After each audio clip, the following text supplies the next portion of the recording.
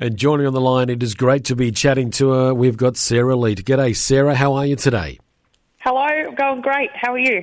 Where have you been, Sarah? I'm doing fantastic, but you've been gone for ages and now you're back. What's going on? Tell us the story. Oh, it's a story. Well, I've got my coffee here and I've got my feet up, so go for it. My last kind of musical project was 2017, and I was out on the road and did a couple of tours and stuff, and then, life just kept kicking me in the pants, really. My dad got sick and I lost him, and my mum's sick, and that's just like every time I was like, right, I'm just going to set myself up and, gig again and get some money together and record, and every time I got close to that, something else would happen. I'm like, oh, you're kidding. And then last year, I was like, right, 2020 is my year.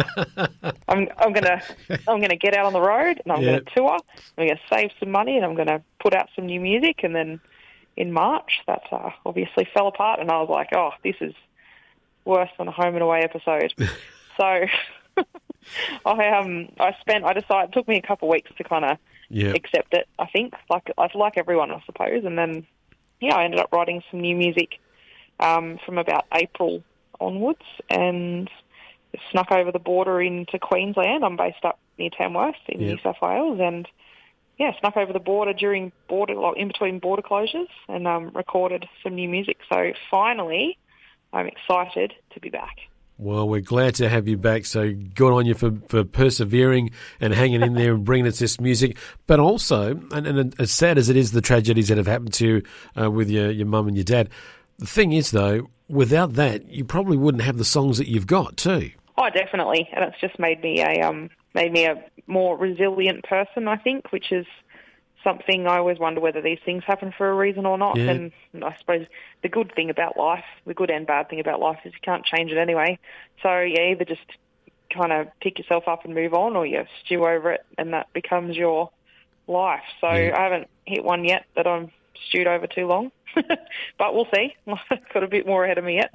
So how does it work? You're going through something like this, and then you end up writing a song. Is it sort of very soon after, or does it sort of have to take some sort of process and time before you think, I can write about that now? Yeah, I wrote a song about Dad.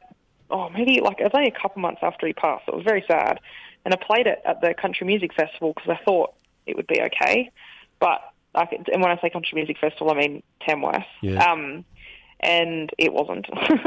But normally when I write about things that are a bit less tragic, I find myself inspired to write, not maybe by a phrase or something like that. And it's not really until I finish the song that I kind of realise how I'm feeling, if that makes sense. It's a good kind of therapy for me. I know a lot of people say that, but it really is just a way to kind of get at your feelings and stuff, and to be able to put it into a nice little container like a song, I think is a really interesting way to express yourself. So, and then you have to perform the song, so that's a whole new kettle of fish to talk about.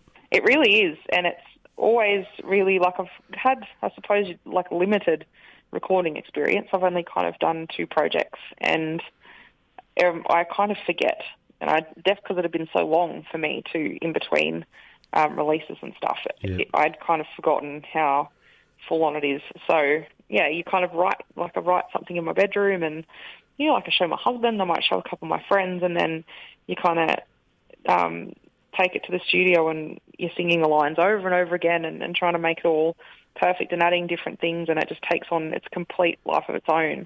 And then you think, oh, okay, that's cool. And then it's on the radio, and then everyone's hearing it, you've got to have a video and stuff with it, and you bring life to it even more. So I think you've really got to for me, I have to really like the song to want to give it a life of its own and put it out there, because apart from being quite an expensive exercise, it's also very, it's also a very personal one, I guess, and I want to be able to write and share music with people that I think is relatable, because I think, obviously, for me, going through what I've been through the last kind of few years, music has been there to help me kind of feel the feelings, so to say. So, if I could, provide that service to someone else, it's just the best thing. Well, the thing I can tell you, Sarah, with interviewing the artists that I do, it's kind of a common thread that they go through life, they experience things, they write it into a song, and it doesn't matter whether the song is good, bad, or indifferent. They put it into this song and they get it out there, and it helps them, and then they get surprised by who it actually is touching and who it does impact. So you find that you're not really writing about anything that no one else doesn't go through. You're writing about a universal thing. Yes, it's from your perspective, but sometimes from your perspective enables people to confront how they're going through it. So I think good on you, and we need more of it, because without people like yourself writing songs, and I guess the minstrels of today doing that, we're not going to be able to share or do anything. We're going to be all little basket cases. So good on you. Yeah, definitely. No, you've got my fair share of basket case songs too, so if anyone's feeling that way. So is that the title of your album, Basket Case, or what? Oh, who knows? Who knows? So tell us about this new song of yours. It's called Nothin Special. So how did this song come about? I understand it had something to do when you were back at school. Yeah, so when I write, generally it's based on inspiration. So I might be trying to get out of folding the washing or something like that, and I've kind of got a bit of an idea, and it kind of eats away at me until I do something about it. And because I hadn't written for a long time, it kind of eats away at you when you forget what that feeling is or what that kind of thought is. And it's not until you get in front of the guitar you're like, that's what it is. That's what I've got to do. So I'm normally an inspiration kind of writer, but I decided with COVID, because I had so much time on my hands, as I think most people did, unless you were essential, that I was really going to try and hone my craft a bit more and actually make appointments in my office, which is at my house, to write and kind of force myself to write different things. And then once you've kind of got the basics out of the way, you're really looking around for different things to write about. And Nothin Special, I call it, came about based on an experience I had back in high school, which was a couple years ago now. But basically in English class, and I think about year 9, I had to do a creative writing story, and I, like any teenage girl, I decided writing a boy meets girl story was going to be a good idea. So, very unheard of, but yeah, go on. Exactly. I know, out of this world. So very original. I started writing this story, and the boy meets the girl, and they fall in love, and they get together, and everything's going really, really well. And then they, kind of come to some problems, because obviously, if you remember back to creative writing, you've got to have some kind of problem and resolve. So then they had to kind of decide whether they were going to stay together or whether they were going to break up. And I think the logical kind of reason, and kind of what you see in movies and stuff too, is that they break up and they're better off for it kind of thing. Like, it was kind of going that way. And then I thought, no, I'm going to put some effort into this, and I want to write it so that they work it out and they stay together. And I handed it to my teacher, and once she'd marked them and stuff, she handed it back, and she said, look, I really like the story, but I'd like you to go back and change the ending. So I did, because I wanted the grades. Yep. But it's kind of always stuck with me. Like, looking back now, she was a Ms., so maybe she was going through some stuff. But it's really kind of stuck with me, because obviously what I've been through in the last kind of little while and in life up until this point has really proved otherwise. I think the effort that you put into things is what makes it good, and in life we kind of have a choice, and regardless of whether you make the right decision or not, I don't know if there is a right or wrong one. I think sometimes there's blatantly obvious, and then there's not. But especially in relationships, which I have kind of come through, and a lot of my friends have kind of gone through too, is it's really just difficult to work out whether you stay or whether you go, or what you do. And I think the option is there either way, and it will work out either way. But it's kind of the choice is up to you, which is a freedom thing. So, the song's kind of loosely based on that. And I've told my friends plenty of times that the fella that they're a bit worried about is Nothin Special. And I've heard the same thing back. So, it was really fun for me to bring that in. And then obviously the darker humour side of me was like, it would be heaps funny if I come back with a single, and the first single's called Nothin Special. And it's like, Sarah Leete's back with Nothin Special. So that's how it came to be. And you're back with Nothin Special. There you go. Good on you, Sarah. Yeah, good on you. Well, loving the song. I really enjoy listening to it. And you mentioned about inspiration and how you get inspiration. And I reckon that you could get inspiration by this brooding Hemsworth-esque character at the end of your video. Yes, well, that brooding Hemsworth-esque character is my husband. So he, apart from inspiration to do all kinds of things like wash the dishes and pick up after him, often I get inspiration to write a half-decent song. So my first single, Safe, was a bit of a love song for him. And yeah, it's funny, the new music I've recorded really doesn't mention him. Oh. It's probably like, once you hear it, you think, is she married? Is she happy? I am. It's just, I really just try and draw from different experiences. And I'm at, I think, a stage in my writing career where I want to try and mix it up a bit. So, yeah, I'm very, very happy with this new music, and this first single is a great kind of introduction to that. As you should be. And just tell us, where was the video filmed? In Tasmania. How crazy is that? I have never been to Tassie, and the husband was like, we should go on a holiday. I was like, well, that's a great idea.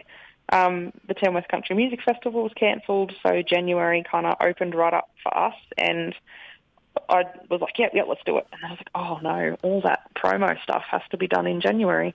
So I thought, what a great excuse to meet up with people that I've never met and never worked with in Tasmania and try and come up with something, and really the video is basically just a Tasmania tourism video featuring Sarah Leete.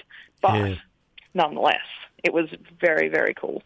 I think hubby suggested it because it could be a good tax break for you. So, yeah, that's why you've gone away for work. I can get it. He's a good bloke. I like him. I'm starting to like him more and more. You need to do more songs about him.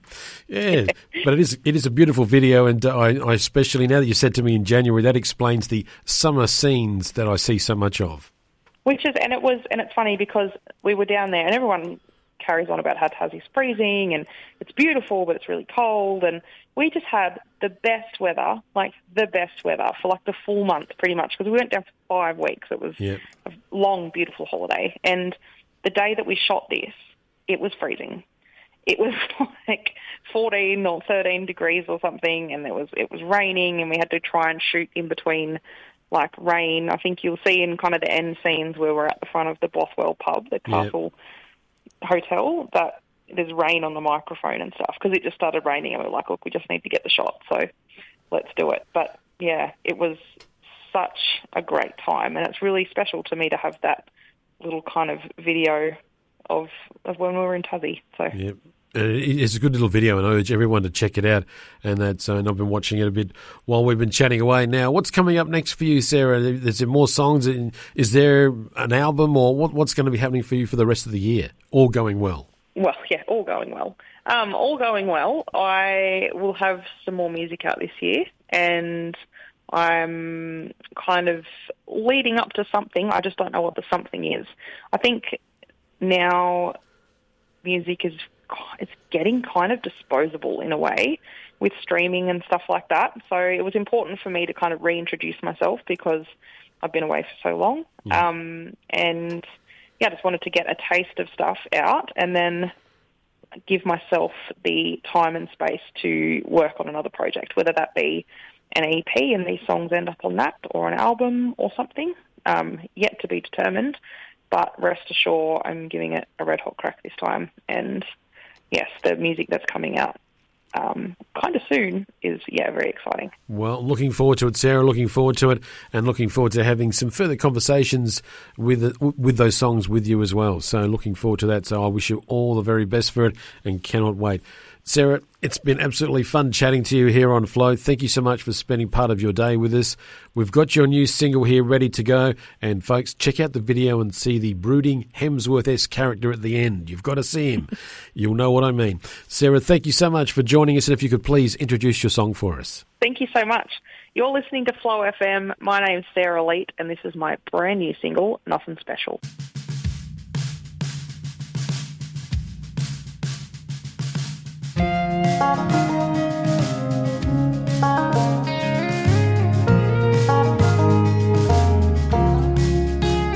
Why am I wasting my time with you?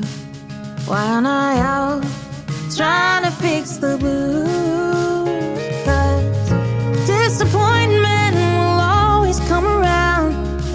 every time I think about you. And I can't keep waiting for a happy ending that I know is never gonna come. Yeah, boy, I know that you were nothing special, but you're all I've been thinking of.